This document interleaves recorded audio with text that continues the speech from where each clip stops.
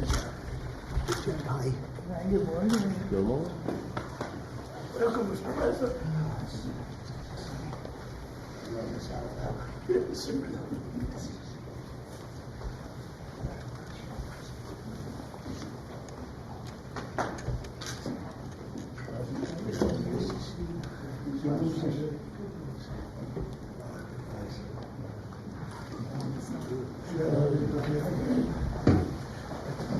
It's a nice friendly group. Lovely. Well, we're in a very good mood. We just had the highest poll numbers I've ever had. Ever.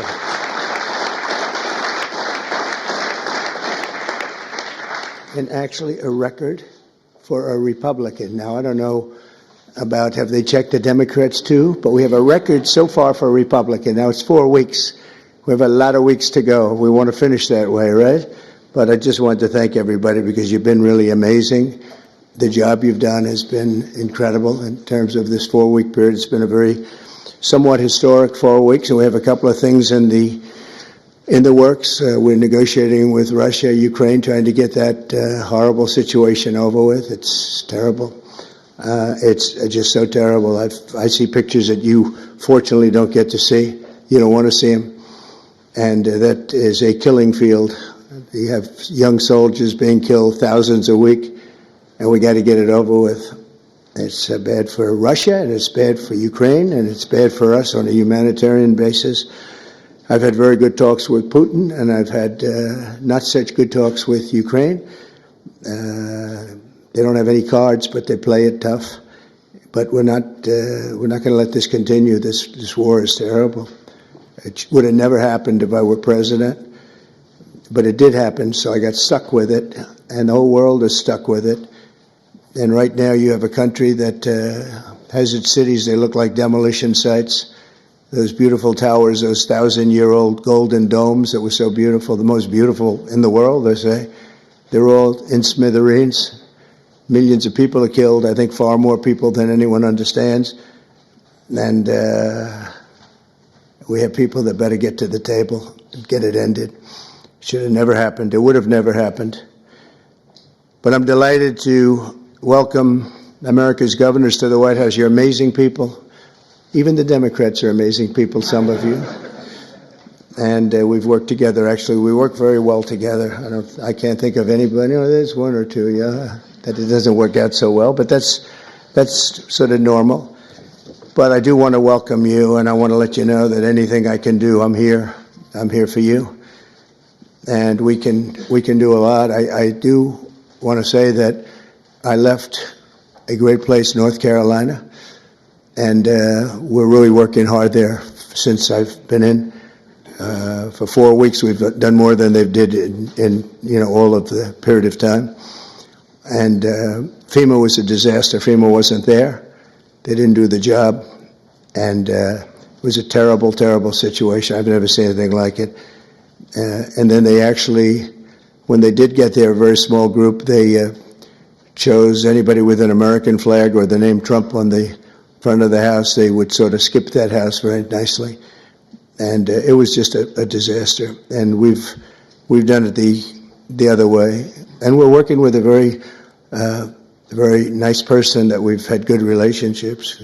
The newly elected Democrat governor, who's here, I assume, is he? Okay, thank you very much. We're working well together, very well together. And we're not using FEMA so much, but it doesn't matter as long as we get the job done. But the people are becoming very happy. So I want to thank you very much. Great job. But we are, and I'm of the opinion, I understand FEMA very well. We had a good situation with FEMA, but it was a very expensive thing to do. And I really believe when there's a natural disaster, a hurricane, a tornado, or whatever it may be, you're very capable people. It's called you fix it. You take care of it yourselves. You don't have to call some faraway state and have people planed in from areas that they have no idea. They come in from Alaska to help you in Florida. They say, boy, this is hot here. This is, by the time they figure it out, everything would have been fixed. It's not a good situation. It's very expensive. You spend at least twice as much. They don't negotiate. They go out and hire local contractors, and they have no idea who they are. And I'd rather have my governor from South Carolina, Henry. I'd rather have Ron. I'd rather have from Florida. I'd rather have, I could name just about everybody in this room. I'd rather have you do it. You'll save a lot of money. And we'll send the bills. We'll pay, I think, far less. We have to have you have a little bit of skin in the game. Otherwise, those bills will be much higher than they're supposed to be, especially with a couple of you in this room who I know will get bills that you wouldn't believe, record setters. But so I think 75-25 with the government, the federal government paying 75. And we'll go right through to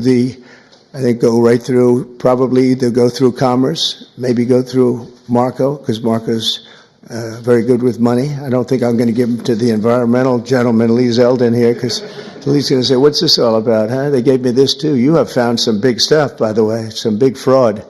You have, as he said, this one's not even explainable. We're talking about billions of dollars, so great job, Lee.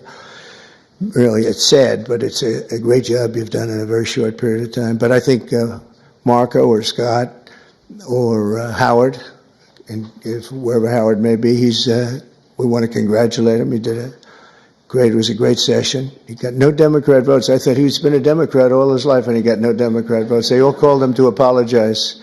And, honestly, that shouldn't be. But he got approved yesterday. But today I'm delighted to welcome America's governors to the White House, and I've known many of you for a long, long time. And this week we're forging even stronger bonds of cooperation to better serve the American people. I also want to thank the members of my cabinet who have joined us for this meeting, and they really have gone right off the bat. And I also want to thank Senator Thune, because I'm hearing we set a record on approvals. And I was screaming, I thought it was going so slowly. I think we have a record. So I apologize to anybody I screamed at. But no, it was announced this morning. I think we had a record for the number of positions, so that's great. And they're great people. So I'll begin by introducing Secretary of State Marco Rubio. He scares me because he got 99 votes. So that's either unbelievably good, because he's an incredible diplomat and therefore he's Secretary of State and you couldn't have picked it. Or I'm a little nervous about you, Marco. And the only vote he didn't get was our Vice President, who couldn't vote because he had just left. So you got 100%. But it really says something. I think it says working together. It's an amazing tribute, I think. I'll let you know about it. I'll let you know about it in about 2 years, everybody. Marco's been great, and he's been in some big meetings with people at the highest level of states that we would say, states meaning other countries that we would have said wouldn't have dealt so well, but they're dealing very well. You have a great group of people with Steve Witkoff and Michael Waltz, and we're making amazing progress. I mean, we've made more progress on that situation, which is Ukraine, than they have in 3 years. Again, it's so sad that it began, but we're also working very hard in the Middle East. Another one that wouldn't have happened, we would never have had, that you wouldn't have had October 7th. They had no money. Iran was broke. We had sanctions up on Iran that nobody's ever seen before. They were literally broke, and they were not giving any money to Hezbollah, to Hamas. And how about Hamas yesterday with the babies? How about that? We're going to take that. We're going to continue to take that. I don't think so. But I want to just thank you, Marco, for doing a great job. And Scott, you also. Scott went all the way to Ukraine. I said, don't do it. That's why they have telephones. But it's always better to meet in person. But I just didn't feel that it was good. And it was dangerous. You saw things on that train ride that you didn't like, I understand. It's a pretty dangerous ride. A long ride. How long was that? 10 hours. 10-hour ride. That's after you get there. And a very dangerous journey, but he wanted to do it. He's a patriot. He wanted to do it. It's better to do it than it is with a telephone. Always better. I always say it's much better to meet in person, but that was dangerous. I like him. Therefore, I didn't want him to do it. If I didn't like him, I would have suggested he do it. In fact, I'd say, go back today and let's give it another shot. But I hear that they're going to agree pretty much with what, but that's not the big thing. The big thing is getting it done. and we'll get it done. Also, somebody who's been so popular right from the beginning, very, very little opposition, but she's fantastic. She was the Attorney General of Florida for 8 years, highly respected, and just an amazing person, amazing leader and woman, Pam Bondi. Good, Pam. How's it going? Good? You got enough work? You got a lot of work over there, I'll tell you, man. She's going to be unbelievable. I don't even think about it. Interior Secretary Doug Burgum, and Doug, I don't know if Doug's here, he was last night. Oh, good. You just disappear right into the woodwork, huh? Doug is a man who made a lot of money, actually, but in technology, sold to Microsoft for a lot, and decided he wanted to do a Trump thing, and he did, and he won easily. And he became a great governor of North Dakota, and really good. And he was all of a sudden thrown into the oil business, right? And he took that to a level that nobody ever thought possible. The job you've done there has been amazing. And I watched he ran, and I said, I like that guy. He was one of the few that didn't hit me. He was after my position, but he never said anything bad about me. I said, okay, that's one checklist that we have good. You know, it's one of the ones, but he was an amazing governor, and he really became an expert on energy. And when I was with him, I realized I wanted him someplace. I didn't know exactly where, but I thought it would be the Department of Energy. I kept talking because the state has done so well. And I said, look, I want you to just hold it, and I want to put you there. He said, sir, I have somebody much better than me on energy. Who? Chris Wright. I said, who the hell is Chris Wright? He said, is Chris here? I don't even know. Is Chris here? Hello, Chris. Boy, am I giving him some build-ups. I did the same thing last night. But he's the top guy in the whole, they say, on the planet for energy, in all forms of energy. Even clean, beautiful coal that we're going to be using like Germany does now. They're opening up a plant a week. And they're opening up in China more than, somebody told me, 2 plants a week, you know, but we're supposed to use the wind, which doesn't work. Doesn't work from a practical standpoint. But I just want to welcome you because you had the greatest man. When he said, you're probably the only man, because I know Doug, he's got a big ego. And you're the only man I've actually heard him say something. He said, he's so much better than me on energy, he's better than anybody. And so we made a move. And you gave up a tremendous position to do this, and we want to thank you. But we have to get going because when we bring the energy costs down, we have more energy than anybody in the world. We just didn't use it. Can you imagine? Biden set us up in Venezuela instead of taking ours, so that we go to Venezuela where they'd have very heavy stuff, and we have the best stuff in the world. We have more liquid gold, and it's really great liquid gold too. We have more under our feet than anybody else. But we went to Venezuela to buy oil instead of taking it from our own land and, you know, drilling a little hole in the ground. About, how big is that hole? About a foot? About a foot, yeah. We drill a little tiny hole, and we could have taken it instead of all of the problems. And then we've made Venezuela strong again. You know, they've given them a lot of money. They never thought they were going to have so much money, and all the people are leaving. So you're going to have one guy sitting there with a lot of oil under his feet. That's not a good situation, but we're having talks about that whole mess. What a mess. That was another one that was done. He was ready to quit. He was going to be out. Marco, you know that better than anybody. Marco's been very staunch against what took place there. And we were going to have that in any form we wanted it. But Biden made them strong. It was the worst administration in history, and I say that with a lot of Democrats, but I think you believe it too. You can't say it, but you believe it. But I just want to thank you, and if you get those prices down, you know, that's what caused inflation, the energy, I mean, the spending, but I think even more so the energy. The energy went up. They stopped the oil leases. They stopped a lot of things that we were doing, and then they went back to what we were doing as much as they could because the prices were going through the roof. Remember that initial surge? It was brutal. And they went back. They let any rig that we had up just drill, you know, and they ended up doing similar numbers, but we wouldn't have been at those numbers. We would have been double or triple those numbers. Those were from years ago. But energy caused our problem. But I just want to thank you for recommending him. And what we've done is he's the head of Department of Energy. He's Department of the Interior. And it's really screwy because the Department of the Interior has all the energy, other than some nuclear energy that you're in charge of. But he has all the energy, has all the land, all the great places, best. We have more than any other country in the world, and he's in charge of it. The problem is he can't drill. And he drills, but he has no land. So what do? We said, I have an idea, let's merge them. So we merged them intellectually. I don't know if we did it legally, but we did it intellectually.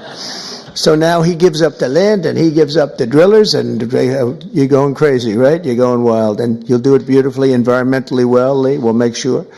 But we have a lot of things, but we had a merge. I always wondered, why doesn't the Energy Department do more? And they did do more because they don't have any energy. It's the craziest thing I've ever seen. We'll probably have to make maybe even a change in that, somehow merge them or do something, because it's pretty tremendous what you're going to be able to do. Agricultural Secretary Brooke Rollins, who's so fantastic, and she's been at the head of so many different things and loyal from the beginning. She even opened up when we had a rather shocking defeat. She opened up we call it an institute. I've never seen anybody raise money like her. She raised hundreds of millions of dollars on this fabulous thing. But I said, look, we want to win another race because I think it's really important to win twice. And I won 3 times, if you think about it. So but it's only the Republicans smile when I say it happens to be true. But Brooke has been amazing, and it was really tough because this last election, I go to a person and say, sir, I just gave you $10 million. Oh, where did you give it to? I gave it to Brooke. You gave it to Brooke. She's spending it on policy. We don't have to worry about policy. We have to worry about getting elected, right? But Brooke is fantastic, and she's done such a good job, and she's Make America Great Again, top of the line, right? And she's going to, and what I didn't know, and as soon as I found out, I said, that's that. She studied, that's what she studied, agriculture. She knows everything about it, and she's going to be a fantastic secretary, and you'll do something with the eggs, because I'm hearing so much about eggs, you'll figure it out. You got to figure something out fast. But, and we inherited all of the problems. At some point, a few months down the road, we won't be able to say it's so much us. But the big things, really, we can blame other people for, to allow criminals into our country at levels that nobody's ever seen before, to allow people from jails, to have countries from all over the world be allowed to empty jails into an open border.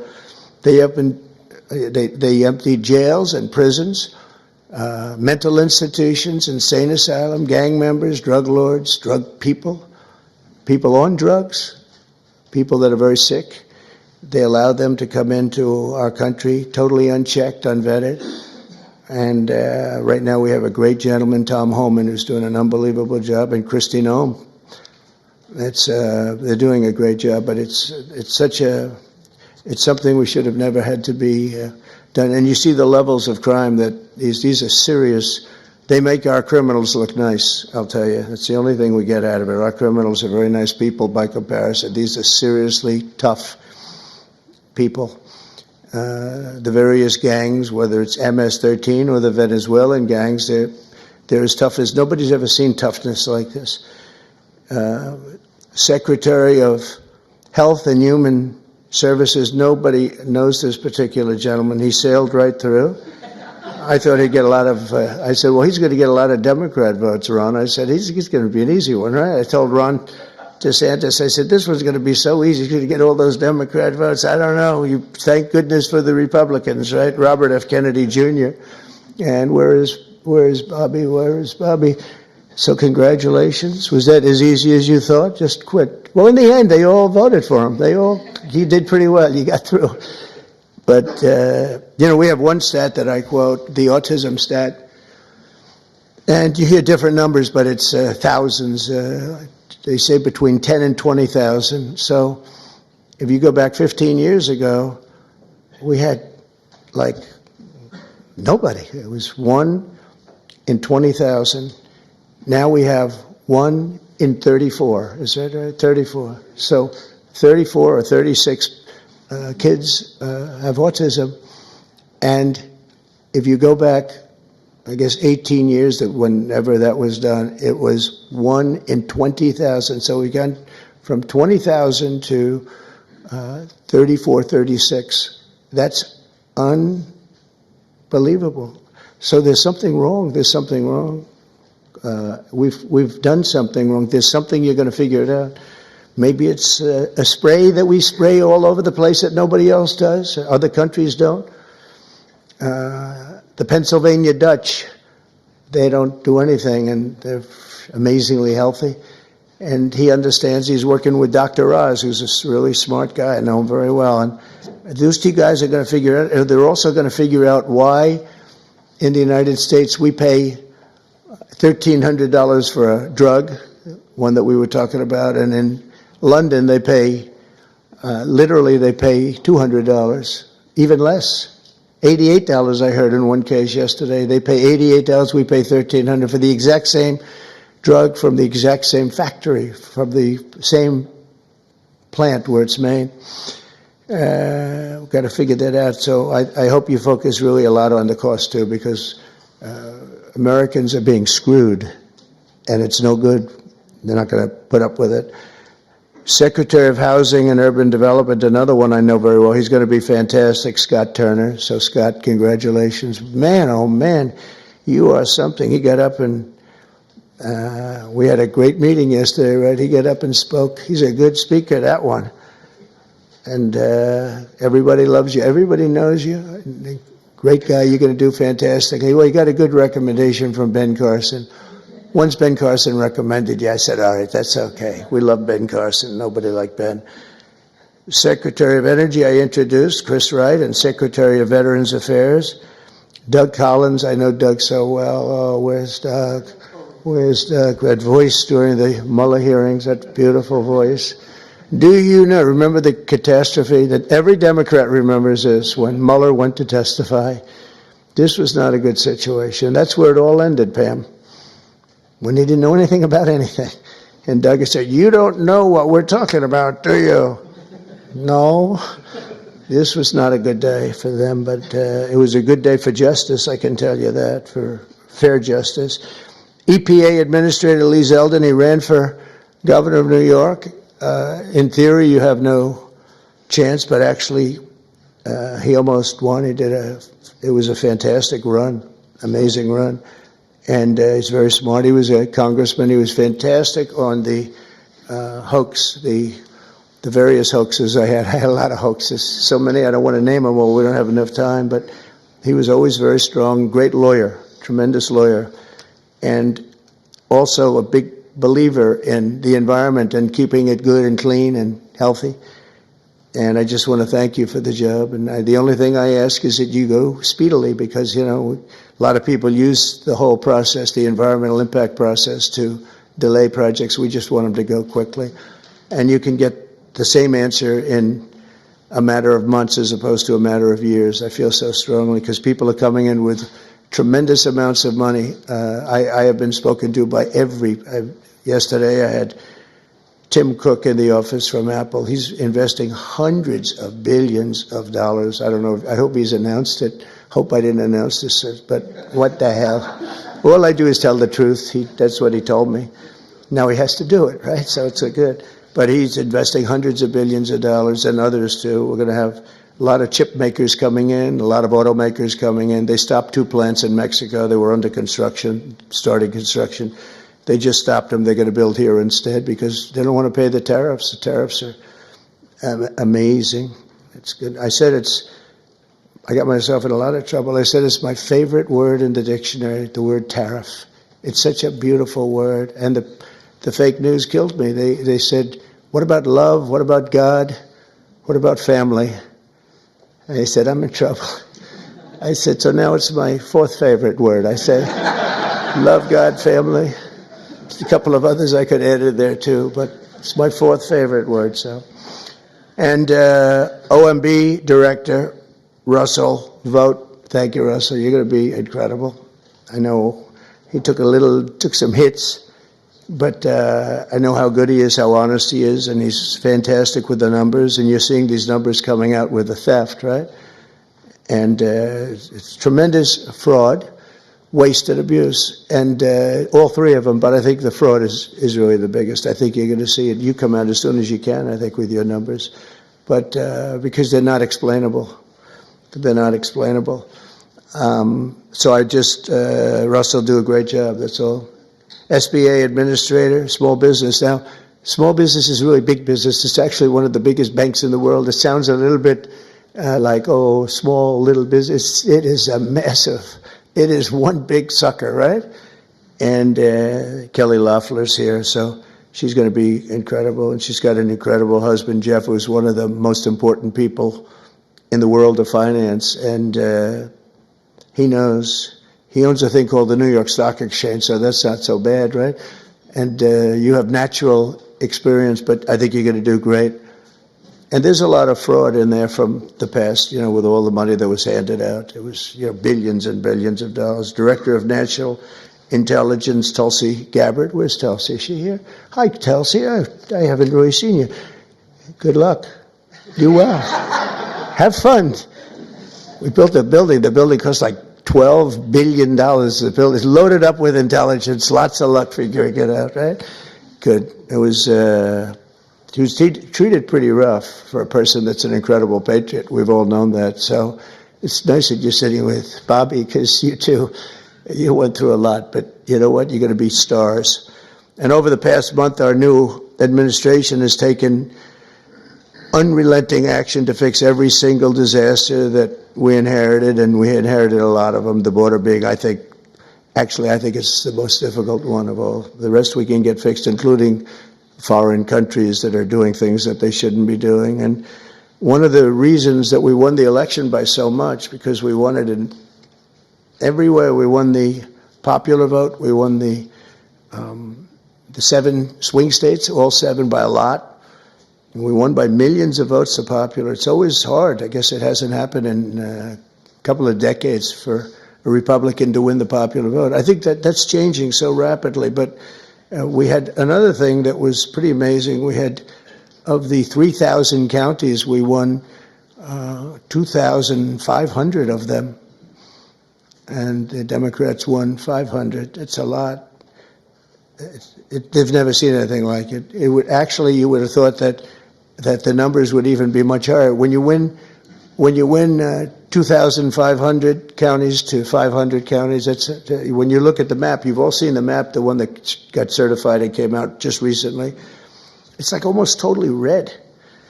And it's my honor. We're going to just work it out. But we've really become the party of common sense, and I think it's important. I think it's important for the Democrats' common sense too. We're going to deal with you, and we're going to deal on a common sense basis. And I know a lot of you agree with a lot of the things. I don't know, sometimes you're not allowed to say it, unfortunately, but I think we'll be all better off if everybody says it. That includes Republicans saying the right things. So on day one, I declared a national emergency on our southern border to stop the invasion of our country, because we were being invaded. Millions and millions of people. I figure 21 million people, and of that, 2 or 3 million were criminals. And many of them were people that countries didn't want. They would put them in these massive, large caravans. I came up with that name a long time ago. That's what it is. It's a caravan. And these are people, in many cases, they might not be criminals, but they're people that the country didn't want. They didn't work. They needed help all the time, or they needed assistance, or whatever. Our country's got a lot of people in it right now. And we're going to make sure that everybody's treated fairly, but we got to change it. It's the most difficult problem, I think. Additionally, the heroes of ICE have been really hunting down the really bad ones, and we are going, they're incredible people, ICE. They were being shunned by Biden. They were being mocked.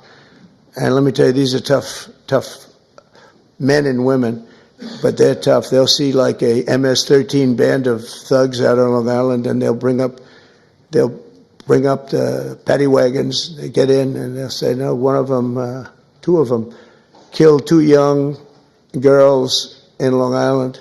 For some reason, they like Long Island. MS-13 loves Long Island. I don't know what that's all about. But 2 young girls walking to school, 16 years old. In the morning, they were accosted by a group of MS-13 thugs, and they They don't use guns as much. They use knives. They like using knives, and they cut them up, cut them into pieces, and left them and killed them. Cut them up into pieces, little pieces, and they used knives because it's more painful. And ICE went in. They have no fear of these guys. They went in and they just knocked the hell out of them. And they'll go into a pack. They call it a pack, not like a political pack. Political packs are slightly nicer. But a pack of these MS-13 people or Tren de Aragua people from Venezuela, and they'll just walk in. It's all you'll see is fists going for 5 minutes, and then you'll see these guys walk out, and they got them between their legs, and they're bringing them, getting them the hell out of the country. These are rough people that we have to deal with. But ICE is incredible. Border Patrol is incredible. Law enforcement, the people in law enforcement, we make their job so difficult by allowing people like this into our country. We just shouldn't do it. So I've just designated the group from Venezuela, Tren de Aragua, as a foreign terrorist organization. I mean, in Colorado, they went in, and other places, they literally take over. They're like me. They're in the real estate business. They take over real estate. And they literally take it over. They just claim it. And they tell tenants to get the hell out if you don't get out. They had one case where a guy called the cops, and they went in, "You call the cops?" "Yes." And they cut off his fingers. He says, "You don't call them anymore. You cut off the other fingers on your other hand." These are not nice people. But federal, state, and local cooperation has to be the backbone of border security. So I hope, as governors, I know all the Republicans are very much in tune with Tom Homan and Christie and everybody, but I hope everybody, because ultimately you want to get the criminals out of your state. And we're focusing on the really bad ones. We have 11,088 people that we know of that are murderers, that are actually murderers. And I can't imagine anybody wanting them in their state, whether you're a Republican or whether you're a Democrat or whatever you may be. I mean, we have many of them murdered more than one person. Some murdered more than 5 people, and they're in our country. They let them out of jails. These were convicted people, and they let them out of jails because it's very expensive to have somebody in jail for a lifetime or whatever it might be. And they brought them in here. The American people expect every city and state to fully honor ICE detainer requests, and we hope they can, and to ensure the safe transfer of criminal aliens into federal custody for immediate removal from our country. You know, many of the countries said, we're not ever going to let them back. Under the Biden administration, I remember it's Venezuela, he's a tough guy, and others, they said, we're not letting them back. They're out of here, and you'll never bring them back. They're not coming into this country. And Biden said, oh, we can't bring them back. They won't take them. Well, we took them.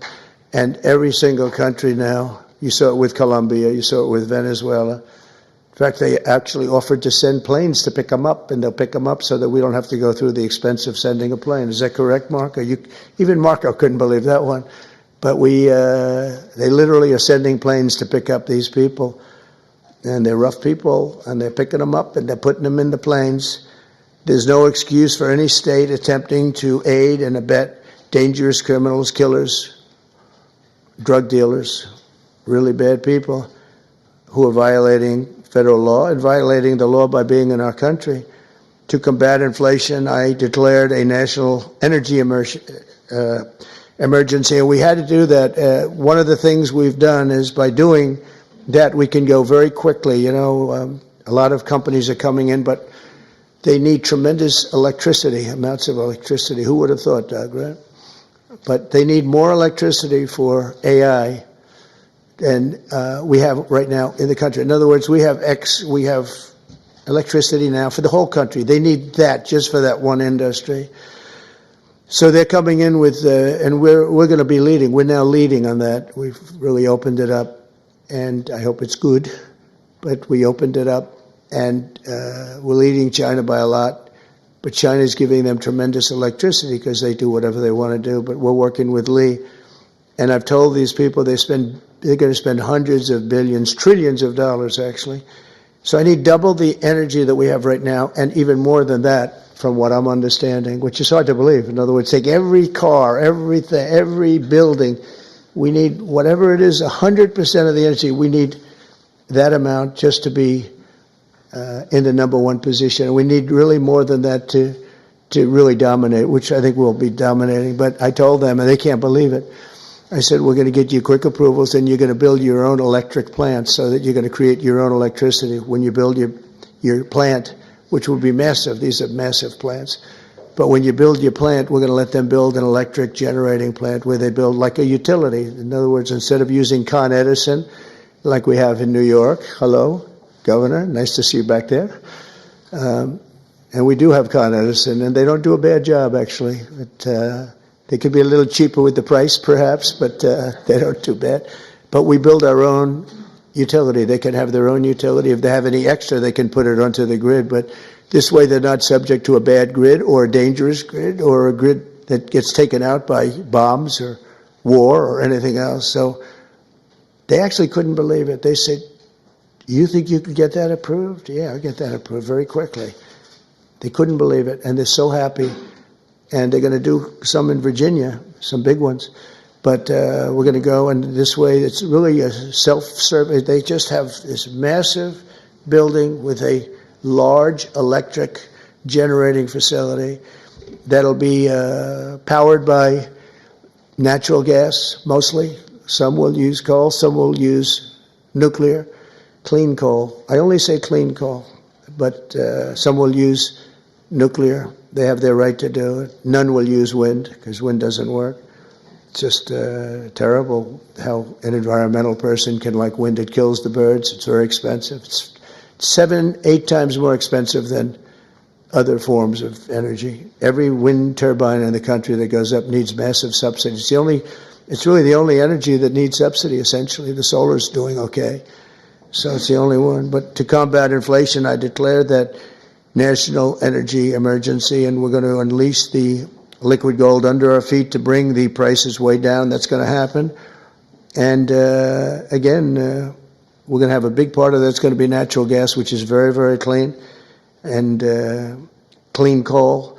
We're going to do as many forms of energy as we can. And it's going to be something I think everybody knows, and you're going to call me or anybody else if you have difficulty or problems, but you're going to have levels of business being brought to this country that you've never seen before.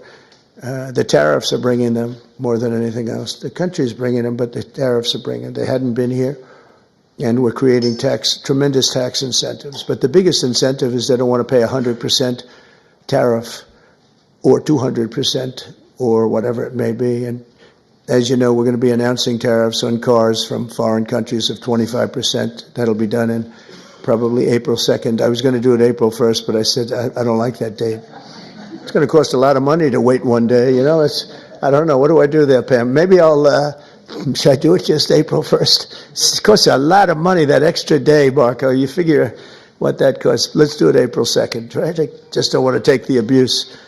We created the new Department of Government Efficiency, which you may have heard about, DOGE, which is now waging war on government waste, fraud, and abuse. And we've begun the largest deregulation of industries and other things. It's proper deregulation that has ever done. I lead the way. On my first 4 years, we did more deregulation than any other president in history. And I brought a little list along that I thought I'd just read. Some of the places, when you mentioned DOGE, some of the places that this money has gone. And these are the ones that I feel I could read. There are some that are so nasty and dirty and horrible that I don't want to really read them, because I assume they have television on. I have guarantee they do. I let the press in today because we have nothing to hide, right? It's much better. They said, do you want to let the press in? I said, why not? You think Biden would do that? I don't think so. $520 million was given for a consultant to do ESG, that's environmental, social, and governance investments in Africa. $520 million, $25 million to promote biodiversity, conservation, and social responsibility behavior in the country of Colombia. $25 million, $40 million to improve the social and economic inclusion of sedentary migrants They have no place in particular they were thinking of. There is no location. The money was sent out, but they have no idea where it's going. $42 million for social and behavior changes in Uganda, and $10 million for Mozambique medical male circumcision. People that want to be or have to be circumcised in Mozambique. $14 million for improving public procurement in Serbia. $486 million to a consortium for elections and political process strengthening, which $22 million was for inclusive participatory political process in Moldova. And $21 million going to my friend, Prime Minister Modi in India, for voter turnout. We're giving $21 million for voter turnout in India. What about us? I want voter turnout too, Governor. $29 million to strengthen the political landscape in Bangladesh. Went to a firm that nobody ever heard of. Got $29 million. They got a check. Can you imagine you have a little firm, you get 10,000 here, 10,000 there. And then we get $29 million from the United States government. There are 2 people working in that firm. 2 people. I think they're very happy. They're very rich. They'll be on the cover of a very good business magazine pretty soon for being great scammers. $20 million for fiscal federalism, and $19 million for biodiversity in Nepal, and $47 million also for improving learning outcomes in Asia. Asia's got a lot of money. $50 million plus another $50 million for condoms for Hamas. They gave $50 million, and it worked out so well, they gave another $50 million a little bit later. Condoms, $100 million for Hamas. And we're also uncovering outrageous incompetence and fraud in the Social Security, and I read this last night, so Governor, you're going to be bored hearing this, but you know, you never get bored because it's not possible to even believe it. So if you live 100 years, it's a long time, but let's assume that they had millions and millions of people living, because they have like 10 million people in the Social Security living, but let's go over 100. So now you're more than 100 years old. We have 4.7 million Social Security numbers, people from the age of 100 to 109. So if you're 100 to 109, we have 4.7 million people on our Social Security rolls, right? That's a lot of people. I knew one guy was 100. The great Lenny Litwin. He was a builder in Manhattan. He lived to 103. You knew him. He was one of the greatest builders. He was so happy. The reason he lived, he loved building. He'd build a building a year, right? Never had a problem. You knew Lenny Litwin, I would think, Governor, right? He was a great guy and got along with everybody. He got along with Democrats, Republicans. Everybody loved Lenny. When he died, it was a bad day for New York, I'll tell you. He was a great guy. But he lived to 103, 104 because he just loved his business. He was designing a new building at 103, and that was the end of it. He didn't quite get the design finished. But you had 3.6 million people aged 110, substantially older than good old Lenny. From 110 to 119, you have 3.6. These are the people on the rolls. Now we're looking to see whether or not they've been paid, because if they've been paid, then you're just using those numbers to take out the money, all the money that's paid to those people. 3.47 million people from the age of 120 to 129. 3.9 million people aged 130 to 139. 3.5 million people aged 140 years old to 149 years old. I think this is the case for Pam. I think I might give you this, Pam, just you can have it. In fact, I will. 1.3 million from age 150. There's 1.3 million people, they're saying, are alive and receiving Social Security. Now, that's the only thing we're checking. Are they receiving it? Because if they're receiving it, that makes it much worse. If they're not receiving it, that just makes it incompetent. They shouldn't be on the rolls. And the only thing good about this is that when we take all these people off the rolls, and we have tremendous fraud underneath with people that are 80 and 60 and 50 and everything else, but this is really incredible. 1.3 million from 150 to 159, and over 130,000 people are on the rolls of Social Security over the age of 160 years old, including 1,039 people between the ages of 220 and 229, So we have, think of that, we have 1,039 people who are 220 years old to 229.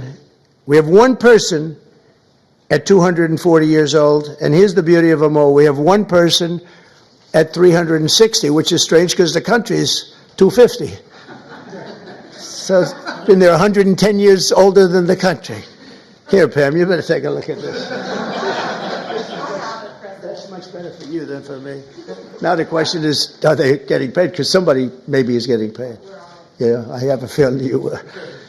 I said, what a convenient thing. This is so nice. We created this department, DOGE, and the kind of numbers are incredible. It could be $500 billion, but it could be $1 trillion. It could be even $1.5 trillion. We're going to find out. I mean, I'm actually going with Elon, and Elon is doing a really good job. And I said, who are these people that travel? We call them the Dogers. And I said, what are they? He said, they're generally young people with extremely high IQs who are very good with computers, because you have to be good with computers. So when one of these scammers talks and tries to tell them why it's perfect, they said, no, it doesn't work that way. You know, it's very hard to talk them out of something when they have you. But we're actually going to Fort Knox because I want to see, do we have the gold? Do we still have whatever it is, tons of gold? I hope we do. Wouldn't that be disappointing? Fort Knox. You grow up hearing about Fort Knox. You can't get in. You can't even see it. Nobody sees it. You go there and the place is dry. Would that be terrible? There's another one. Maybe you should go with us to that one. But we're going to go in there pretty soon. They're going to open the doors to Fort Knox. If any governor would like to go with us, well, good. You want to go with us on that one, Ron? That could be good. Could be interesting. Can you imagine if we open it up and there's no gold? Well, I think there will be. For one reason, it's really heavy. You know, you steal or borrow gold, you got to be strong. So it's not like other things. But we're looking at everything. We have the largest deregulation campaign in history, and we are, again, I did more than anybody, but this blows it away. And for one, every time we put in a new regulation, we're not allowed to put it in unless we terminate 10 old regulations. So it's 1 in 10. We did 1 in 7 in my last administration. And the problem is some of them were put back, foolishly put back. There was no reason for them. So if you truly want a turbocharged economy, you have to do that, and you have to get rid of the regulations. I think one of the reasons before COVID, and we did a great job with COVID and it was a hell of a thing for all of us, everybody here. But some countries will actually never recover for what they went through. But we ended up giving back. When we turned over the reins, the stock market was higher than just previous to COVID coming in, which was an amazing achievement. But we were, just prior to that, I would never forget, I was sitting down with 2 consultants, the 2 great pollsters. They said, sir, this economy is so good. We're the greatest economy in the history of the world. We were doubling up China. I was also charging China hundreds of billions of dollars in tariffs, which no president charged them anything, but they were killing us. But we were beating everybody. Everybody said that in 2018, China was going to overtake us as the biggest economy in the world. And by the time I got finished, we were so much bigger than China, and we still are now. But another 4 years like we had just passed, you will have China being much bigger than you. There's no reason. If we have a smart president, there's no way that they should ever be able to catch us. But this pollster said to me, sir, if Abraham Lincoln and George Washington came back from the dead and they ran as president and vice president, they'd never be able to beat you. I said, thank you very much. The next day I go into my office and a group of scientists are sitting there. Sir, we'd like to tell you there's something very bad happening in China. There's dead bodies all over the place. And that's the first time I heard the word pandemic in a long time. And that's where it started. And you know where they were? All around the Wuhan lab. That's why from day one, I was saying they had little slits like this. You saw them from the air, from space. And they were just little slits, but they were body bags. They were black body bags all over, so many. And that's where it came from. One other thing, just before we leave, I think you should do this.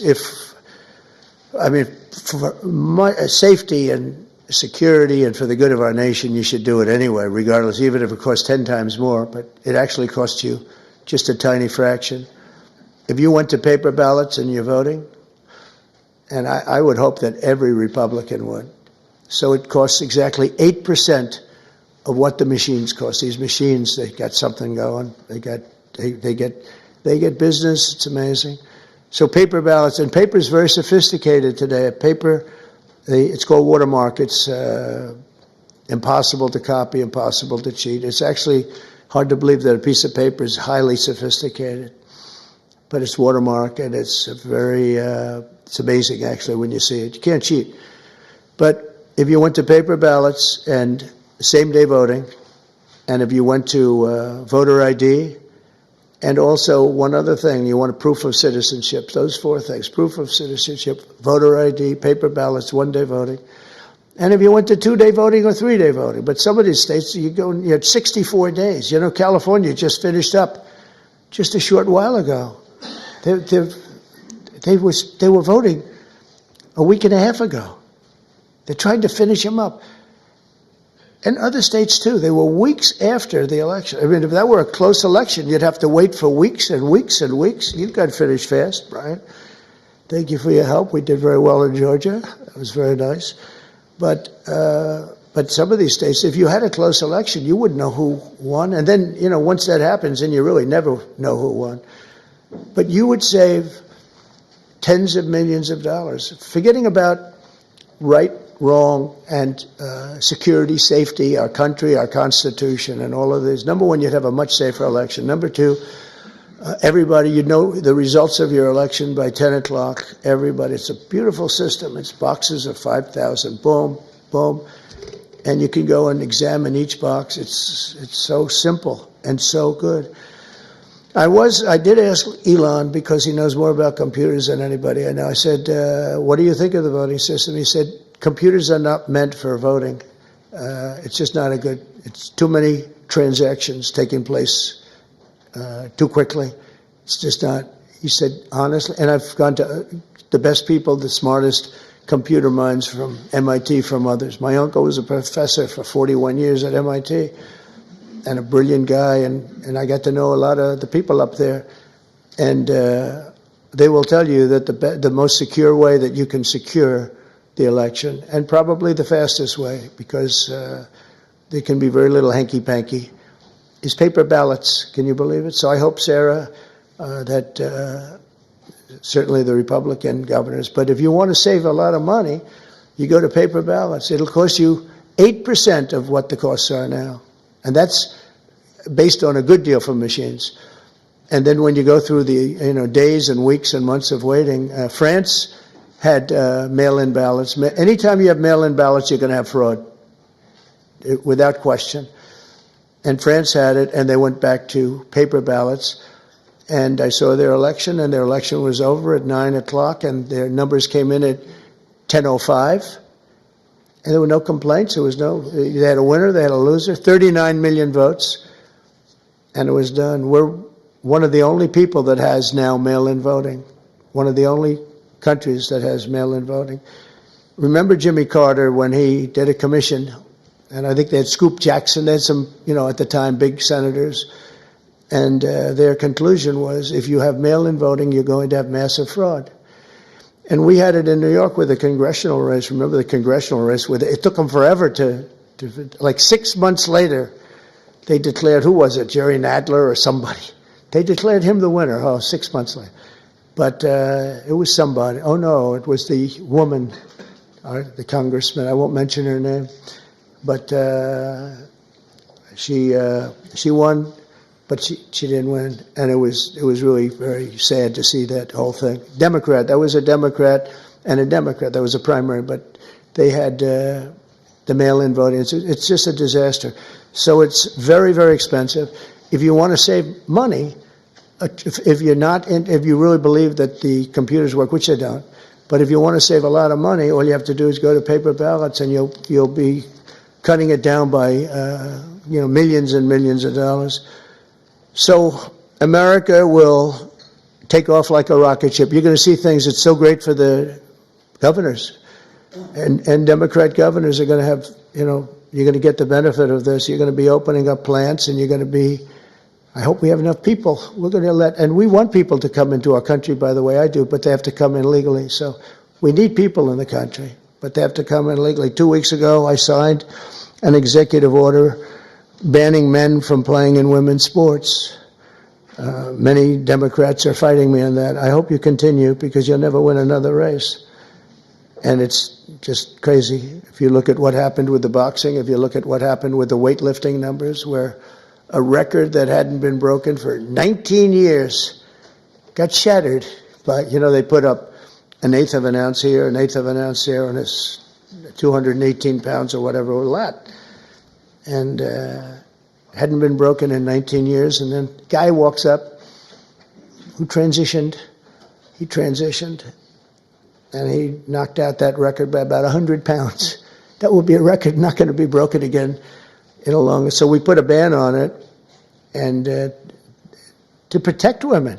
I mean, the women, if you watch the Olympics, you had two transitioned people that were fighting in the women's boxing. They have women's boxing category. And if you saw that, it was brutal. What happened to the Italian woman was a really good boxer. After one punch, she said, no more. I've never been hit. It was a left. It was not even it was just a left jab. She got hit so hard, she said, I can't do it. They forced her to go out. No, go out again. You'll do it. Goes out again, gets hit again. No, that's it. She didn't want to die. And it's crazy, but the NCAA has complied immediately, by the way. That's good. But I understand Maine. Is Maine here, the governor of Maine? Well, are you not going to comply with it? I'm complying with state and federal laws. We are the federal law. Well, you better do it. You better do it, because you're not going to get any federal funding at all if you don't. And by the way, your population, even though it's somewhat liberal, although I did very well there, your population doesn't want men playing in women's sports. So you better comply, because otherwise you're not getting any federal funding. See you in court. Every state, good, I'll see you in court. I look forward to that. That should be a real easy one. And enjoy your life after governor, because I don't think you'll be in elected politics. Every state has a responsibility to comply with Title IX. They have an obligation, a legal obligation, and we'll be enforcing aggressively, and we're going to be protecting our citizens. We're going to protect. So just to end, this administration has been fighting for parents' rights and universal school choice. We want to do something that I think many people in this room want, and even if you don't, I think you do want it, but you might not be able to say it. We want to move the schools back to the states, so that Iowa and South Carolina and Georgia and all these states can run your own school system. And you'll do a fantastic job, Kim. You're going to do great. I mean, I use your example because you're so much into the education, done a great job with school choice, and you'll do your school choice. That'll be the easy thing. But we want to get it back, take it away. So just some stats. So at last, it's usually with 38, 39, or 40 out of 40. They take the 40, I guess, biggest, most important, whatever it might be, but 40 countries. And we were 38, 39, and congratulations, but 2 months ago, 3 months ago, we hit number 40. So we were last in terms of education in the world. And we were first in another category, though. We were first in cost per pupil. So we spend much more. And by the way, second wasn't even close. So you have Norway, Sweden, Denmark, Finland, China. So there goes the big country theory, right? They have 1.4. They're rated number 5. That's a little bit scary, isn't it? But they're all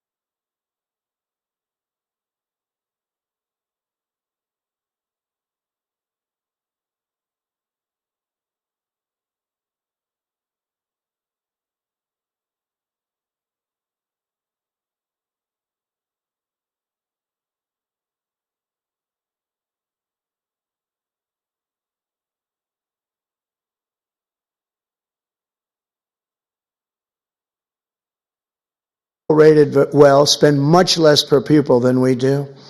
We spend the most per pupil and we're rated less. Think of that. Can anything be worse than that, Sarah? Huh?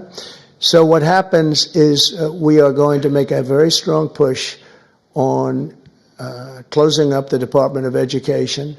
We'll have one person sitting there just to make sure that they're teaching English, reading, writing, and arithmetic, okay? Just, that's all. The rest of it is up to the governors. We have great governors, really smart people. Brian, I think you'd love to have it in Georgia because you could do a great job. And you're being told, Ron would love, Ron sitting there saying, oh, give me the education. You're being told by people in Washington that don't know much about your state and maybe don't like your state, maybe don't like you, maybe don't like your pupils, about what they should be doing. And I'll tell you what, we will compete. Many of our states, I figure 35 of them, we're going to have 35 great ones. We're going to have 5 that are okay. Then we'll have another 5 that are blah. And then we're going to have 4 or 5 not so good. But in a place like New York, we could take it as an example. Westchester County, you go Westchester, Suffolk, you go out on Long Island, you do upstate New York. You break it up into quadrants, Manhattan. But I think you could do a great job. I think the states will do a fantastic job. And we send the money directly to the states. And we're not looking even for the cuts, but you'll spend a lot less money. You're going to spend a lot less money. As somebody that spent a lot of time in Washington over the last number of years, it seems like every building is a Department of Education. But I'm saying, what do these people do? What do they do? But if we could send education back, and Linda, as you know, is going through the process right now, and I think she's doing really well. She's great, Linda McMahon. And I said, Linda, you're trying. I really want you to do a great job. But you're really only doing a great job if you have no job by the time we finish. You have to create no job for yourself because we want this to go back to the states, and she agrees. And if we can do that, I think it's going to be one of the most important things we can do. So the governors, the people in this room, Democrat, Republican, will run their own school system, and we'll back them 100%, and we'll pay like we do now. But I think we'll end up having to pay probably half. But that's not the reason I'm doing it. I'm doing it because we give really bad education. And as far as the teachers union, I love teachers. And I imagine unions might form in some of these places. And if they do, that's fine. You'll deal with it. So this isn't against unions. It's because I won unions. I won the Teamsters. When you win the Teamsters, that's serious. But I put in a person as Secretary of Labor who I really did it because the unions treated me so well. The auto workers, so many of the unions, the firefighters, the police unions, I got like 98% of the vote. We're looking for the other 2%. Nobody can find them. So, I grew up in New York, which was union territory. But we want to be able to have great education. If we don't have education in this country is going to go down. When you hear China is rated number 4 and 5 every year, and, they're a serious competitor. So I want to thank you all. And I do want to say again, call me at any time. I will take your call. If you're a Democrat, I will put you ahead of the Republican. If I have a Democrat or Republican call, Simon, I will put the Democrat first. Okay, I promise. And probably, sort of promise, right? No, I will. We'll take good care of the people in this room. And it's an honor to be with you. You're very, very smart people. To do what you do, to get elected, it's a tough business. But if you could take back education, and if we could do some of the things that we just laid out very easily in this plan, and you have a federal government that's behind you all the way. We'll be sending help. As an example, if we do get rid of FEMA, which we should, it's very expensive, doesn't work. But we'll be sending federal help in if you have a big hurricane or a tornado or all of the things that I've been watching. And you'll be taken care of much, much better than you're taken care of now. You have to wait around for these people to come, and they come so late. But the worst example was what you had to go through in North Carolina. What happened there was a terrible thing. So congratulations on your victories, and you're going to have many more victories. And I'm here for you. If you want to ask a couple of questions, you could, if you'd like to. Yes, please. Thank you. Mr. President. So I think we share excitement about disaster response and how we can make it better. We've all had disasters. We usually love to see the president after disaster that's never fun. Right. We have fires, other people have floods, hurricanes. We want to be a part of helping to make a federal emergency response work, changing FEMA so they're not putting square pegs in round holes. So involve our group because we're the ones on the other end of it saying, oh my God, why are they coming with this when we need that? Right. So we're ready to help. Good. Thank you very much. It's very nice. I agree. Yes, please. President, thank you for welcoming us. As we go through the process of putting in your priorities as president, would you give us an opportunity to speak with you about, say, return on investment? Sure. Before we go, for example, into, we've heard and we'll wait the decisions you make and the Secretary will make, but for instance on Medicaid or Medicare, sure. If cuts are proposed, perhaps give us an opportunity as governors to prove to you that we can make these programs worthwhile. That might help us on our I love that. I think it's great, Bobby. I think it's great. One of the things we're really focused on is bringing down the costs, and we haven't been treated very fairly, especially over the last 4 years. And as you know, we had transparency, which is one of the biggest things that could have happened. And Biden, for whatever reason, terminated that. That would have brought down the costs tremendously. But we'd love to have your ideas on any of them, Medicare, Medicaid, any of it. And we will, if those ideas are good. You probably have better ideas than anybody as governor. So we would love that. Thank you. On that issue of healthcare, we've talked about it before. If we reform the healthcare industry, you tried to do that in the first administration, and they tried to fight it back every step of the way. We all deal with high healthcare costs in government and the private sector. And if we reduce that from 20% of our GDP down to 10 to 12, you can pay for a lot of things in government that we can't currently do it. We need to get the industry in line helping us do it as well. Well, you're a good example of it, and in your state, they've done a good job. But you're going to get those numbers down even lower. I know that that's something very strong for you. And as you have ideas, I'd love you to pass them along to the other governors here. But there are some states that have done a really, really good job with that, and we are totally open to suggestions. Right? Thank you. Yes, Henry. Mr. President, thank you for having us here. It's the de minimis rule in tariffs. We've got the amount that is self-declared now is $800. If you say your package coming from wherever is under $800, it's not inspected, there's no tariff on it. Problem is there are a lot of things coming in that are over that. That's right, and we're not doing that anymore. And also there's fentanyl coming in, Yeah. I think, to all of these states. That's a real problem, and I think that everyone is sharing that. Thank you, Henry. So I had a deal with President Xi just prior to leaving office, but before the election, that President Xi was going to give the maximum penalty to anybody sending fentanyl into the United States. His maximum penalty is death. If you notice that every country that has the death penalty has no drug problem.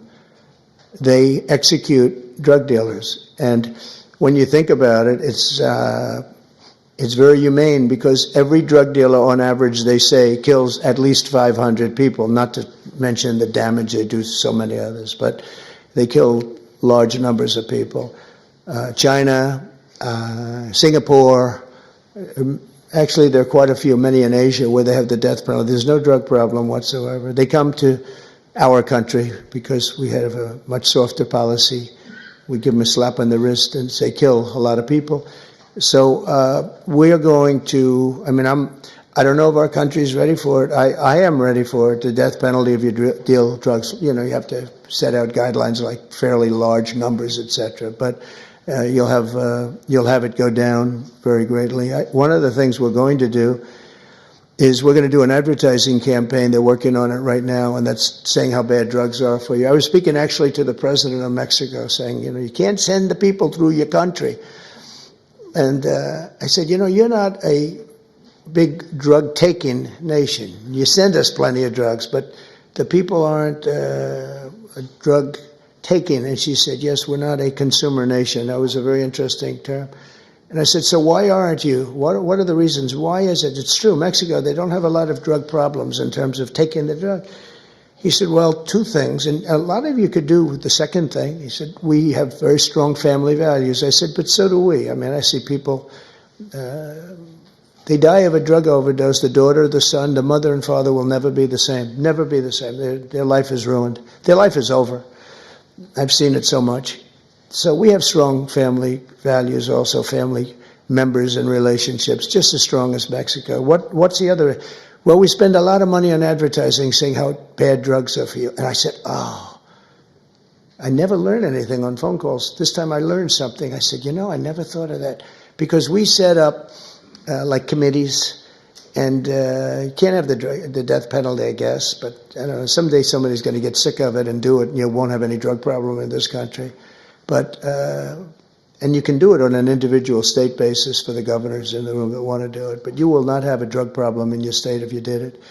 But I will say this, we have a situation where we have now hired a couple of the best agencies, and we're going to spend about $100 million, maybe $200 million on advertising, saying that when you take certain drugs, the drug fentanyl, et cetera, it destroys your skin, it destroys your teeth, it destroys your brain, it destroys everything. And really horrible commercials. I mean, I've seen the first of them, and they are brutal. They are brutal. And when some young kid is sitting down watching this commercial a couple of times, I really don't think they're going to be taking drugs.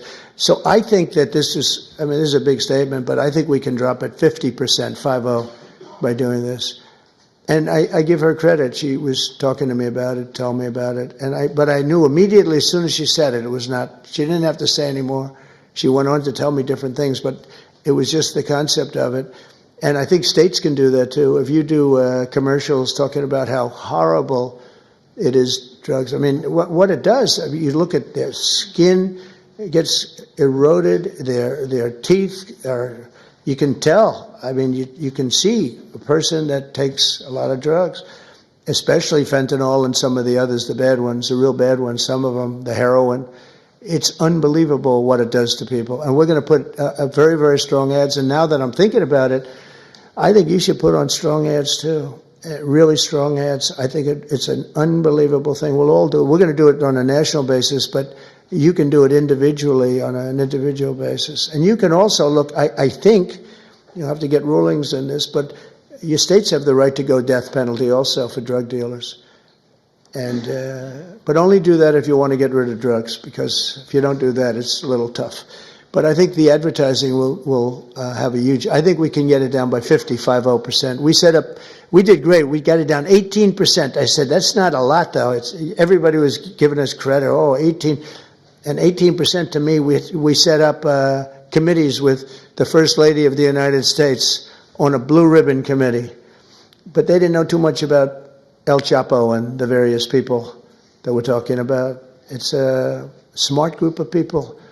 But I'll tell you what, the advertising could be unbelievable. And I hope the states do it. You're not talking about a lot of money. You're talking about peanuts, actually.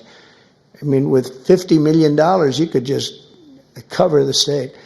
And if you did that, and I'm going to do it, I think we can get drugs way down. I think we can get it down by 50% when you see it. I've seen some of the ads. It's, man, if a person looks at the ads that I saw, they're not going to be taking drugs.